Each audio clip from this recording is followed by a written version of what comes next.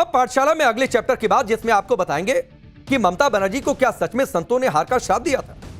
अब कैसे बंगाल की गली में, हर गली में गूंज रहा है जय श्री राम। बंगाल में ममता राज में बंद मंदिर के द्वार एक एक कर खुल रहे हैं। कहां शुरू होने जा रही है राम कथा, पूरी डिटेल आपके सामने। रातों रात कटमनी और वसूली सिंडिकेट बंगाल में कहां से भाग गया, हैरान करने वाली बंगाल फाइल्स का चैप्टर मैं आपके सामने रखने वाला हूं। क्या सच में टीएमसी का काडर रातों रात बीजेपी में शिफ्ट हो रहा है? यह सियासी संजोग है या फिर बहुत बड़ा प्रयोग है? बंगाल में बीजेपी की प्रचंड जीत हुई है, कल शपथ होने वाला है, लेकिन सड़कों पर भगवा लहरा रहा है, जो कि बनता भी था बीजेपी की इतनी बड़ी जीत के। 15 साल बाद जब टीएमसी सत्ता से हटी तो लोग जय श्री राम के नारे लगाते दिखाई दे। बंगाल में यह जीत सिर्फ बीजेपी की जीत नहीं है, बल्कि लोग यह कह रहे हैं कि यह सनातन की भी जीत है। पिछले 15 साल में बंगाल में जो हाल था, बंगाल के लोग जब उस प्रताड़ना से बाहर निकले तो भगवा रंग में झूम उठे। आप सोचिए कि जिस बंगाल में जय श्री राम बोलने पर, मंदिर की बात करने पर कोई सनातन की चर्चा करता था तो सवाल उठने लगते थे, अब उसी बंगाल की तस्वीर बदली बदली सी दिख रही है। बंगाल के गांव गांव से ऐसी तस्वीरें सामने आ रही हैं मानो ये कोई राजनीतिक जीत नहीं है। आप समझिए, ऐसा लग रहा है जैसे कोई धार्मिक पुनर्जागरण हो गया। टीएमसी की हार के बाद बंगाल में बंद पड़े मंदिर खोले जा रहे हैं। बीजेपी की जीत के बाद बंगाल में अब कई कथावाचकों की राम कथा होने जा रही है। ममता बनर्जी की विदाई के बाद बंगाल के चौक चौराहों पर जय श्री राम के नारे गूंज रहे हैं। बंगाल की यह तस्वीर ममता बनर्जी को ही नहीं, उस लेफ्ट इकोसिस्टम को भी मेल्ट डाउन कर रही है, जो बंगाल की संस्कृति को सनातन संस्कृति से अलग थलग दिखाने में कोई कसर नहीं छोड़ते। जब भी बंगाल की बातचीत होती तो ऐसा सीन बनाया जाता कि बंगाल में तो ऐसा होता ही नहीं है, एकदम नहीं होता है बंगाल में, फिर कैसे अब हो जाएगा, कैसे परिवर्तन हो जाएगा, ऐसा बताया जाता था साहब मानो बंगाल किसी दूसरे टापू पर, हिंदुस्तान में ना हो किसी दूसरे टापू पर। जबकि जश्न को देखकर ऐसा लगता है कि वहां सांस्कृतिक जागरण की जगह उसे दबाने की कोशिश हो रही है। और कई जगहों पर हिंसाएं हुई जो इस बात की तस्दीक करती है। शायद लगातार जश्न में डूबे लोगों के मन में वही गुस्सा उबल रहा है, और बंगाल इसी वजह से चूंकि दबा कर रखा था तो भगवा भगवा हो रखा है। एक टाइम था पश्चिम बंगाल में जब सनातन की बात करना हिंदुओं को कई बार बहुत भारी पड़ता था। संदेश खाली को ले लीजिए, बशीरहाट, हावड़ा, मुर्शिदाबाद में कुछ समय पहले हिंसा हुई थी। बीरभूम तक ऐसे कई मामले हैं जहां धर्म के नाम पर हिंसा हुई, घरों पर निशान लगाकर हिंसा हुई। आपको याद होगा कि ममता बनर्जी को तो जय श्री राम के नारे से इतनी चढ़ती कि वो खुलेआम इसका विरोध करती थी, मगर मंच छोड़कर चली जाती थी। एक बार प्रधानमंत्री के साथ थी तभी मंच छोड़ दिया था। इसे बांग्ला संस्कृति के खिलाफ बताती थी। 2019 में मेदिनीपुर में कुछ युवकों ने जय श्री राम का नारा लगा दिया था तो कार से उतर गई थी नीचे, इतना गुस्सा चढ़ गया दिमाग कि जय श्री राम का नारा लगाओगे। और यही वजह है कि जब ममता बनर्जी सत्ता से उतरी तो जितना जश्न बीजेपी दफ्तरों में नहीं मना, उससे ज्यादा जश्न मंदिरों में देखा गया। मंदिर में लोग पहुंचने लगे, भीड़ जुटने लगी, जैसे लगा उनको दोबारा से अपने भगवान मिल गए। बंगाल में सनातन से भेदभाव पर धर्म गुरुओं और संतों में भी गुस्सा देखने को मिलता था पहले। आप सुनिए, जगत गुरु राम भद्राचार्य ने तो चुनाव से 3 महीने पहले कह दिया था कि ममता बनर्जी की हार होने वाली। आप सोचिए कि राम भद्राचार्य ने ऐसा क्यों कहा होगा? क्योंकि बंगाल में स्थिति थी कि धार्मिक आयोजन करने पर अघोषित बैन लगा हुआ था। मशहूर कथावाचक कुमार विश्वास के कार्यक्रम एक बार नहीं 5-5 बार कैंसिल किए गए, और ऐसा हम या कोई और नहीं कह रहा, खुद कुमार विश्वास ने यह बातें कही। तो आप सोचिए, साफ सवाल तो उठेगा ना कि हिंदुस्तान में रामकथा नहीं होगी तो कहां होगी? यहां तो संविधान ने सभी धर्मों के पालन की स्वतंत्रता दी, तो हिंदू धर्म अलग हो गया उससे, रामकथा अलग हो गई उससे।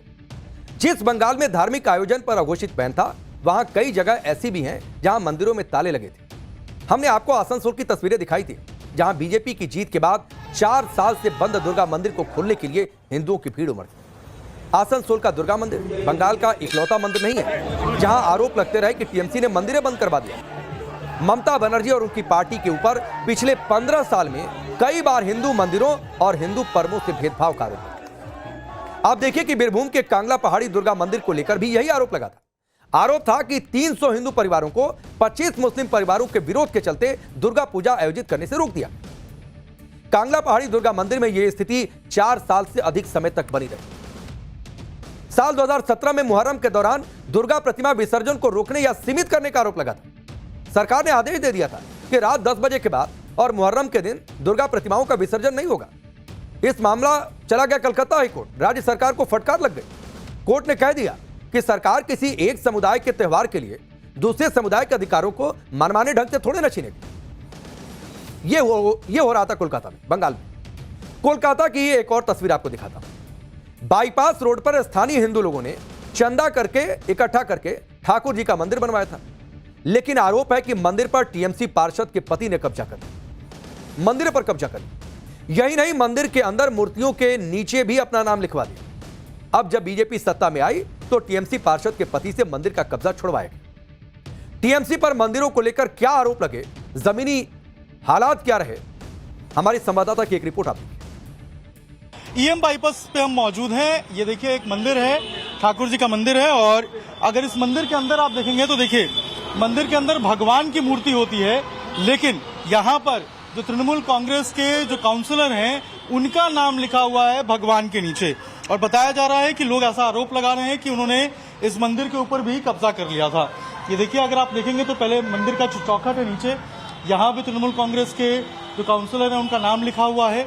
लेकिन सबसे ज्यादा जो हैरान करने वाली तस्वीर है वो देखिए कि यहाँ पर जो भगवान है, विष्णु भगवान है, ये देखिए उनकी जो मूर्ति है उसके नीचे भी यहाँ पर जो काउंसलर हैं उनका नाम लिखा हुआ है। और लोग जो है बता रहे हैं कि इसके ऊपर कब्जा करके रखे हुए थे वो, और कब्जा करके यहाँ पर बैठे हुए थे, बोल रहे थे कि इनका मंदिर है, और जो परमिशन है वो नहीं दिया जा रहा था। यहाँ से जो पैसे आते थे वो भी बताया जा रहा है कि तृणमूल पार्टी के जो कार्यकर्ता हैं वो लिया करते थे, कमीशन जाया करता था। अब आप सोचिए मंदिर तक को जो है वो बख्शा नहीं गया था। पश्चिम बंगाल में बीजेपी के आने के बाद कई ऐसे मंदिर हैं जहां सालों बाद पूजा अर्चना अब जाकर शुरू हुई। मंदिर का एक और वीडियो वायरल है। बताया जा रहा है कि मुर्शिदाबाद के वार्ड नंबर 7 में काली मां के मंदिर को बंद करके रखा गया। टीएमसी के लोगों ने कब्जा कर लिया। अब इस मंदिर में भी पूजा शुरू हो गई है। ऐसी दर्जनों तस्वीरें बंगाल के अलग अलग हिस्सों से आई। कूच बिहार से आई तस्वीर आपको दिखाता हूं। बताया जा रहा है कि मंदिर की जमीन को टीएमसी के लोगों ने हथिया लिया था। अब बीजेपी सत्ता में आई तो मंदिर की जमीन पर किए गए अवैध कब्जे पर बुलडोजर चल गए। बंगाल में सिर्फ मंदिर मुक्त नहीं हो रहे हैं, कटमनी का सिस्टम चलता था, कटमनी वालों के भी दिन लग गए। आप ये तस्वीर अलग अलग देखिए। सालों साल से कब्जे और वसूली वाला सिंडिकेट चलता रहा। ऐसे ही थोड़ी नहीं सिंडिकेट का आरोप लगता था। 4 मई के बाद से सिंडिकेट खत्म। बंगाल में घुसने के साथ 10-20 रुपए का चंदा मांगा जाता था। यह सब चिंदी गैंग गायब हो गया। ट्रक कार की बात आप छोड़ दीजिए, बाइक से भी आप चले जाएंगे बंगाल में तो 10-20 रुपए ले लेते थे कि आए हो बंगाल में तो दो 10-20 रुपया। फर्जी रसीद भी पकड़ा दी जाती थी। बाइक से तो 10-20 रुपया, ट्रक और भारी वाहन चला जाए तो आप सोचिए 100 से 500 रुपए तक की अवैध वसूली चल रही थी। जैसे लग रहा है बंगाल किसी दूसरे आइलैंड पर है कि बंगाल में एंट्री तो टैक्स तो एंट्री करने का। ऐसे करीब 1-2 नहीं, 1500 से 1800 बूथ थे जहां पर यह गोरख धंधा चल रहा था। लेकिन बीजेपी के आते सब भाग खड़े हुए। उनको पता है कि सिस्टम नहीं चलेगा। बंगाल के सिलीगुड़ी जलपाईगुड़ी बॉर्डर पर फूलबाड़ी टोल नाके पर अवैध वसूली और उगाही का खेल सालों साल चलता है। सिलीगुड़ी जलपाईगुड़ी डेवलपमेंट अथॉरिटी के नाम पर यह खेल चलता था। वसूली चल रही थी। इसी टोल से माल ढोकर ले जाने वाले ट्रकों से लेकर पैसेंजर वाहनों तक, और यहां तक कि जो प्राइवेट गाड़ी होती थी उनसे भी 100-500 रुपया टोल टैक्स लिया जा रहा था, इल्लीगल। अब इस टोल पर बैठने वाले और उगाही करने वाले आसपास भी दिख नहीं रहे। खत्म ये पूरा सिस्टम। इसी तरह बंगाल झारखंड बॉर्डर पर भी टीएमसी शासन के दौरान वसूली के काले कारनामे सामने आए। मेहजाम रूपनारायण बॉर्डर का टोल नाका अब पूरी तरह से बंद हो गया। बंगाल की सीमा में घुसी है तो पहले गाड़ियों से अवैध टोल वसूली होती थी। बीरभूम के इलम बाजार की भी तस्वीर कुछ ऐसी है। आज यहां टीएमसी राज में, मतलब जब टीएमसी राज था तो बड़ा टोल पॉइंट हुआ करता था, जहां पहले गाड़ियों को गुजरने के लिए टीएमसी कार्यकर्ता या पुलिस को पैसा देना पड़ता था। अब यहां टोल पूरी तरह से फ्री है। यह सिस्टम पूरी तरीके से खत्म। इन टोल नाकों की सच्चाई अगर कोई जानता है तो वो इन रास्तों से सालों से गुजर रहे ट्रक ड्राइवर है। 4 मई से पहले स्थिति क्या थी और अब स्थिति कैसे बदल गई है? तो आप सोच रहे हैं ड्राइवर चिल्ला रहे बंद हो गया रे, टोल बंद हो गया, कोई नहीं है कमरे में, दिखा रहे हैं वीडियो बना के। क्या ही चल रहा था भाई? 20, 25, 50 रुपए के लिए 100 मीटर पर नाकेबंदी लगा रखी, ड्राइवरों से वसूली होती थी। और अभी वसूली एकदम बंद है, खेल खत्म है, सिंडिकेट का खेल खत्म। तो ट्रक ड्राइवर जो वहां से गुजर रहे हैं उसे बीजेपी का सुशासन बता रहे हैं। और कहें भी कहें ना, 2-3 दिन के अंदर चाहे डर से ही अगर ये वसूली गैंग जो अवैध वसूली थी टोल नाका छोड़कर भाग गया तो इसका क्रेडिट किसको जाता है? जाहिर सी बात है बदलाव को जाता है, बदली हुई सत्ता को जाता है। ड्राइवरों के ये वीडियो देखिए जो हमने तस्वीरें आपको दिखाई, और ऐसा 1-2 सबूत नहीं है कि हमने 2 उठाकर आपके सामने रख दिया। ऐसी कई तस्वीरें हैं, कई ड्राइवर हैं जो बार बार ये दोहरा रहे हैं कि ममता राज में उनकी क्या स्थिति थी।